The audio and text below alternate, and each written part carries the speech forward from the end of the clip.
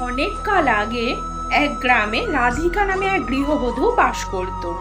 সে তার স্বামী আর সন্তানকে নিয়ে থাকতো। তার পরিবার ছিল অত্যন্ত দরিদ্র। তার স্বামী চাষবাস করে জীবন অতিবাহিত করত। রাধিকা দরিদ্র হলেও সে মনে প্রাণে ছিল কৃষ্ণ ভক্ত, আর কৃষ্ণকে সেবা না দিয়ে সে কোনো কিছু গ্রহণ করত না। তার পক্ষে প্রতিদিন যেটুকু সম্ভব সেটুকু দিয়েই সে ভোগ নিবেদন করত। কোনোদিন অল্প ডাল ভাত, কোনোদিন দুধ মাখন, আবার কোনোদিন লুচি। ভগবানকে সেবা দিয়েই তারপর সে প্রসাদ গ্রহণ করত। সে ভাবত যে ভক্তি দিয়ে ভগবানকে সেবা করলেই তাকে পাওয়া যায়, কি দিয়ে ভোগ নিবেদন করছে সেটা বড় কথা নয়। একদিন সে পড়ল প্রচন্ড বিপদে।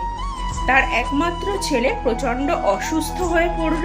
তার ঘরে খাওয়ার জিনিসও ফুরিয়ে আসছিল, সাথে ছেলের জন্য ওষুধ বা পথ্যি জোগাড়ের টাকা পয়সাও ছিল না।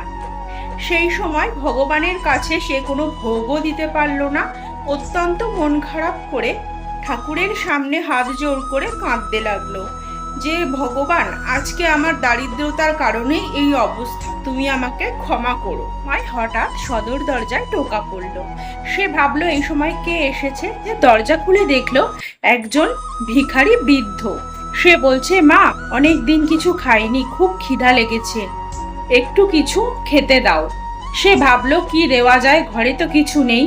তখন সে একটু ডাল আর ভাত ভিখারিকে দিল। ভিখারি পরম ভক্তি ভরে তৃপ্তি করে খেয়ে বলল, মা, প্রতিদিন তো আমাকে দুধ মাখন দিস, তাহলে আজ কোথায়?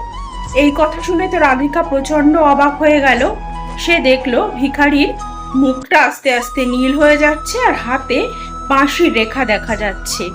এইভাবেই ভগবান শ্রীকৃষ্ণ কখনো ভিখারি রূপে, কখনো বৃদ্ধ রূপে এসে আমাদেরকে বিপদ থেকে রক্ষা করেন। সবাই একসাথে বলুন, জয় শ্রীকৃষ্ণ।